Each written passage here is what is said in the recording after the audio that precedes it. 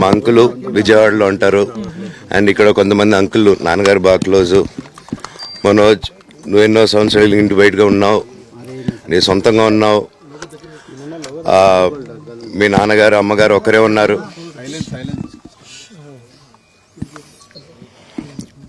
మీ నాన్నగారు అమ్మగారు ఒకరే ఉన్నారు.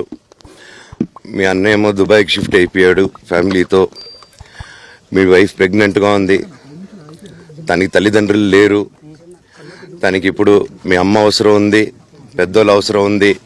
నువ్వు అక్కడే ఎలా చూసుకుంటావు అంటే, నాకు ఆ రోజు మా భార్య కూడా ఒకసారి వాళ్ళు అన్నీ చెప్తున్నారు కదా, ఎందుకండి ఒకసారి వినండి అంటే, సరేమ్మా నీకోసం వస్తాను అని చెప్పి మళ్ళీ తిరిగి రావడం జరిగింది. అండ్ నేను ఈరోజు నా గురించి ఆరోపణలు వేస్తున్నారంటే అది నేనేం చెప్పలేను. ఓన్లీ మీకు ఆధారాలు మాత్రమే చూపించగలుగుతాను. ఇప్పుడు వాళ్ళు చెప్పి నేను చెప్పి ఇది కరెక్ట్ కాదండి, నేను ఎప్పటి నుంచో కూర్చొని మాట్లాడదాం అంటున్నాను.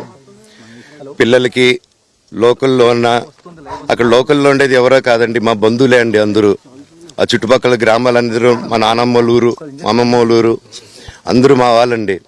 వాళ్ళ పిల్లలు, మనవాళ్ళు, వాళ్ళ బంధువులు. సో వాళ్ళకి అన్యాయం, వాళ్ళు నాకు వాళ్ళ అర్జీలు పెట్టుకున్నారు, వాళ్ళ లెటర్లు పంపించారు, వాళ్ళన్నీ చేశారు. నేను వాళ్ళకి సపోర్ట్గా మద్దతుగా నిలబడి ఏమైంది నేను అడిగేసరికి వినయ్ అతనికి ఫోన్ చేశాను, మెసేజ్లు పెట్టాను. సార్ వాట్ ఈస్ హ్యాపెనింగ్, నేను కావాలంటే కాలు మీద కూడా పడతానండి, ఈ ఇష్యూ క్లియర్ చేయండి, మాట్లాడుకుందాం అంటే చాలా దురుసుగా రిప్లైలు పెట్టారు. నేను ప్రతిదీ ఈరోజు సాయంత్రం 5:30కి ప్రెస్ మీట్ పెట్టి ఇన్నాళ్ళు ఆగానండి, ఇంకా ఆగలేను. ఈరోజు ఈవినింగ్ ప్రతిదీ చెప్పేస్తాను.